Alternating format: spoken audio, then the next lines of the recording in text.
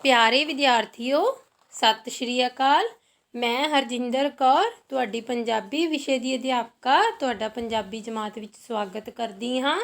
ਪਿਆਰੇ ਵਿਦਿਆਰਥੀਓ, ਅੱਜ ਅਸੀਂ ਤੁਹਾਡੇ ਸਿਲੇਬਸ 'ਤੇ ਆਧਾਰਿਤ ਕਹਾਣੀ ਛੁਪਿਆ ਹੋਇਆ ਖਜ਼ਾਨਾ ਕਰਾਂਗੇ। ਇਹ ਕਹਾਣੀ ਮਿਹਨਤ ਹੀ ਸਫਲਤਾ ਦੀ ਕੁੰਜੀ ਹੈ ਦੀ ਸਿੱਖਿਆ 'ਤੇ ਆਧਾਰਿਤ ਹੈ।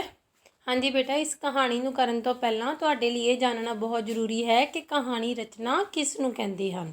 ਹਾਂਜੀ ਬੇਟਾ, ਕਹਾਣੀ ਰਚਨਾ ਆਪਣੇ ਆਪ ਨਾਲ ਵਿੱਚ ਇੱਕ ਮਨੋਰੰਜਨ ਨਾਲ ਭਰਪੂਰ ਕਲਾ ਹੈ।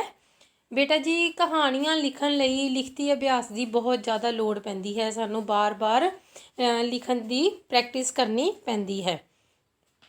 ਕਹਾਣੀਆਂ ਦੋ ਪ੍ਰਕਾਰ ਦੀਆਂ ਹੁੰਦੀਆਂ ਹਨ, ਸਾਹਿਤਿਕ ਕਹਾਣੀਆਂ ਅਤੇ ਪੰਚਤੰਤਰ ਦੀਆਂ ਕਹਾਣੀਆਂ। ਸਾਹਿਤਿਕ ਕਹਾਣੀਆਂ ਸਾਹਿਤ ਨਾਲ ਸੰਬੰਧਿਤ ਜਿਹੜੀਆਂ ਕਹਾਣੀਆਂ ਹੁੰਦੀਆਂ ਹਨ, ਜਿਹੜੀਆਂ ਇਤਿਹਾਸ ਨਾਲ ਸੰਬੰਧਿਤ ਕਹਾਣੀਆਂ ਹੁੰਦੀਆਂ ਹਨ, ਅਤੇ ਪੰਚਤੰਤਰ ਦੀਆਂ ਕਹਾਣੀਆਂ ਅਜਿਹੀਆਂ ਕਹਾਣੀਆਂ ਹੁੰਦੀਆਂ ਹਨ ਜਿਹੜੀਆਂ ਨੈਤਿਕਤਾ ਦੇ ਗੁਣਾਂ ਨਾਲ ਭਰਪੂਰ ਹੁੰਦੀਆਂ ਹਨ। ਇਹਨਾਂ ਕਹਾਣੀਆਂ ਦੇ ਮੁੱਖ ਪਾਤਰ ਜਾਨਵਰ ਜਾਂ ਪੰਛੀ ਹੁੰਦੇ ਹਨ। ਜਿਹੜੀਆਂ ਪੰਚਤੰਤਰ ਦੀਆਂ ਕਹਾਣੀਆਂ ਹਨ, ਇਹਨਾਂ ਕਹਾਣੀਆਂ ਦੇ ਮੁੱਖ ਪਾਤਰ ਪੰਛੀ ਜਾਂ ਜਾਨਵਰ ਹੁੰਦੇ ਹਨ। ਹਾਂਜੀ ਬੇਟਾ ਜੀ, ਦੇਖੋ ਅੱਜ ਆਪਾਂ ਕਹਾਣੀ ਕਰ ਰਹੇ ਹਾਂ ਛੁਪਿਆ ਹੋਇਆ ਖਜ਼ਾਨਾ। ਛੁਪਿਆ ਖਜ਼ਾਨਾ। ਹਾਂਜੀ ਬੇਟਾ ਦੇਖੋ, ਇੱਕ ਕਿਸਾਨ ਸੀ, ਉਸਦੇ 4 ਪੁੱਤਰ ਸਨ। ਇੱਕ ਕਿਸਾਨ ਸੀ, ਉਸਦੇ 4 ਪੁੱਤਰ ਸਨ। ਕਿਸਾਨ ਬਹੁਤ ਹੀ ਮਿਹਨਤੀ ਸੀ, ਪਰ ਉਸਦੇ ਪੁੱਤਰ ਨਿਕੰਮੇ ਸਨ ਤੇ ਸਾਰਾ ਦਿਨ ਵਿਹਲੇ ਬੈਠੇ ਰਹਿੰਦੇ ਸਨ। ਕਿਸਾਨ ਨੇ ਆਪਣੇ ਪੁੱਤਰਾਂ ਨੂੰ ਬੜਾ ਸਮਝਾਇਆ, ਪਰ ਉਹ ਨਾ ਮੰਨੇ। ਕਿਸਾਨ ਨੇ ਕੀ ਸਮਝਾਇਆ ਕਿ ਮਿਹਨਤ ਕਰੋ, ਕੰਮ ਕਰੋ, ਪਰ ਉਹਦੇ ਪੁੱਤਰ ਨਾ ਮੰਨੇ। ਕਿਸਾਨ ਇਸ ਗੱਲੋਂ ਬੜਾ ਦੁਖੀ ਰਹਿੰਦਾ ਸੀ। ਇੱਕ ਦਿਨ ਕਿਸਾਨ ਬਿਮਾਰ ਹੋ ਗਿਆ। ਕਿਸਾਨ ਕੀ ਹੋ ਗਿਆ? ਬਿਮਾਰ ਹੋ ਗਿਆ। ਇਲਾਜ ਹੋਇਆ, ਪਰ ਬਿਮਾਰੀ ਵੱਧਦੀ ਗਈ। ਭਾਵ ਕਿਸਾਨ ਠੀਕ ਹੀ ਨਹੀਂ ਹੋ ਰਿਹਾ ਸੀਗਾ।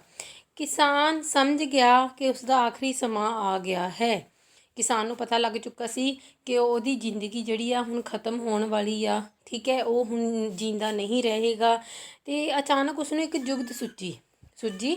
ਦੇਖੋ, ਆਪਣੇ ਪੁੱਤਰਾਂ ਨੂੰ ਲੈ ਕੇ ਬੜਾ ਪਰੇਸ਼ਾਨ ਸੀ, ਕਿਉਂਕਿ ਉਹਦੇ ਪੁੱਤਰ ਸਾਰਾ ਦਿਨ ਵਿਹਲੇ ਬੈਠੇ ਰਹਿੰਦੇ ਸੀ। ਉਹਨੂੰ ਇੱਕ ਸਕੀਮ ਸੁੱਝੀ। ਉਸਨੇ ਆਪਣੇ 4 ਪੁੱਤਰਾਂ ਨੂੰ ਸੱਦਿਆ ਅਤੇ ਆਖਿਆ, ਪੁੱਤਰੋ, ਮੇਰਾ ਅੰਤ ਦਾ ਸਮਾਂ ਆ ਗਿਆ ਹੈ। ਅੱਜ ਮੈਂ ਤੁਹਾਨੂੰ ਭੇਦ ਦੀ ਗੱਲ ਦੱਸਦਾ ਹਾਂ।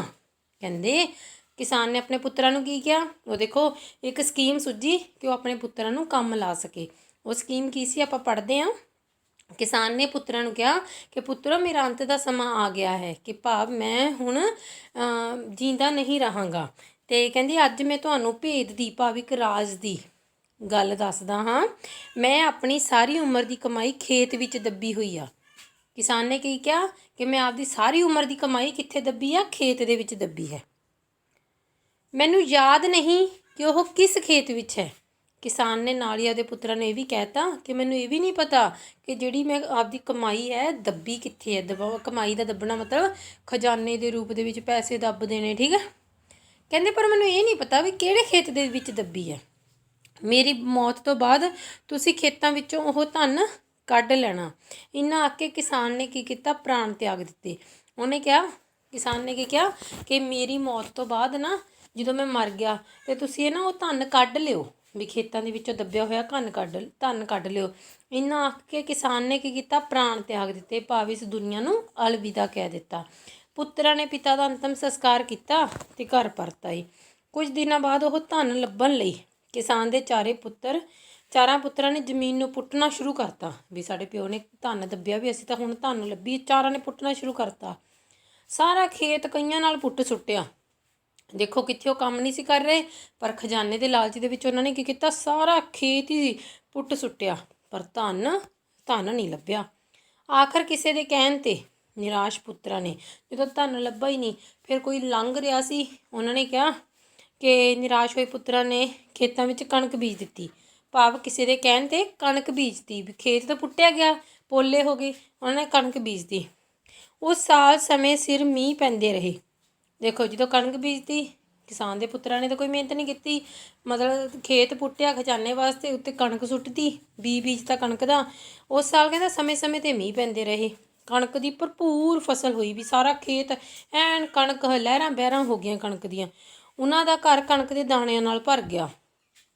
ਹੁਣ ਪੁੱਤਰਾਂ ਨੂੰ ਸਮਝ ਆ ਗਈ ਕਿ ਮਿਹਨਤ ਕਰਨ ਨਾਲ ਹੀ ਸਫਲਤਾ ਮਿਲਦੀ ਹੈ, ਮਿਹਨਤ ਹੀ ਸਾਡਾ ਦੱਬਿਆ ਹੋਇਆ ਖਜ਼ਾਨਾ ਹੈ।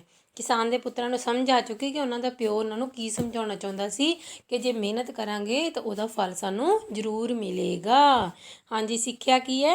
ਮਿਹਨਤ ਸਫਲਤਾ ਦੀ ਕੁੰਜੀ ਹੈ। ਹਾਂਜੀ ਬੇਟਾ, ਦੇਖੋ ਕਿਸਾਨ ਦੇ ਪੁੱਤਰਾਂ ਨੇ ਖੇਤਾਂ ਦੇ ਵਿੱਚ ਮਿਹਨਤ ਕੀਤੀ ਸੀ ਅਤੇ ਉਹਦੇ ਫਲ ਸਰੂਪ ਉਹਨਾਂ ਦਾ ਘਰ ਕਣਕ ਨਾਲ ਭਰ ਗਿਆ ਸੀ। ਅਤੇ ਤੁਸੀਂ ਸਾਰਿਆਂ ਨੇ ਕੀ ਕਰਨਾ ਆ? ਪੜ੍ਹਾਈ ਦੇ ਵਿੱਚ ਮਿਹਨਤ ਕਰਨੀ ਆ। ਅਤੇ ਪੜ੍ਹਾਈ ਦੇ ਵਿੱਚ ਜੇ ਹੁਣ ਤੋਂ ਤੁਸੀਂ ਮਿਹਨਤ ਕਰੋਗੇ, 6 7 8 ਮਹੀਨਿਆਂ ਬਾਅਦ ਤੁਹਾਨੂੰ ਉਹਦਾ ਫਲ ਕੀ ਮਿਲੇਗਾ? ਰਿਜ਼ਲਟ ਦੇ ਵਿੱਚ ਭਰਪੂਰ ਨੰਬਰ ਮਿਲਣਗੇ। ਠੀਕ ਹੈ ਨਾ, ਖਜ਼ਾਨੇ ਭਰ ਭਰ ਕੇ ਨੰਬਰ ਮਿਲਣਗੇ, ਅਤੇ ਜਿਸ ਦੇ ਨਾਲ ਕੀ ਆ, ਤੁਹਾਡਾ ਅੰਕਾਂ ਦਾ ਖਜ਼ਾਨਾ ਭਰਪੂਰ ਹੋਵੇਗਾ। ਠੀਕ ਹੈ, ਤੁਹਾਡੇ ਮੰਮੀ ਪਾਪਾ ਦਾ ਮਾਣ ਸਨਮਾਨ ਵਧੇਗਾ, ਤੁਸੀਂ ਉਹਨਾਂ ਨੂੰ ਪ੍ਰਾਊਡ ਫੀਲ ਕਰਵਾਓਗੇ। ਇਸ ਕਰਕੇ ਤੁਸੀਂ ਵੀ ਕਿਸਾਨ ਦੇ ਪੁੱਤਰਾਂ ਵਾਂਗੂ ਖੇਤ ਨਹੀਂ ਪੁੱਟਣਾ। ਤੁਸੀਂ ਛੋਟੇ ਹੋ, ਤੁਸੀਂ ਕਿਤਾਬਾਂ ਫਰੋਲ ਫਰੋਲ ਕੇ ਪੜ੍ਹਨਾ ਆ, ਜੋ ਹੋਮਵਰਕ ਮਿਲਦਾ ਆ ਉਹਨੂੰ ਡੇਲੀ ਕਰਨਾ ਆ, ਤਾਂ ਜੋ ਤੁਹਾਡੀ ਪੜ੍ਹਾਈ ਦਾ ਕੋਈ ਨੁਕਸਾਨ ਨਾ ਹੋ ਸਕੇ ਅਤੇ ਤੁਸੀਂ ਵਧੀਆ ਅੰਕਾਂ ਲਈ ਵਧੀਆ ਤਰ੍ਹਾਂ ਰਿਵੀਜ਼ਨ ਅਤੇ ਪੜ੍ਹਾਈ ਕਰ ਸਕੋ। ਠੀਕ ਹੈ ਬੇਟਾ, ਧੰਨਵਾਦ।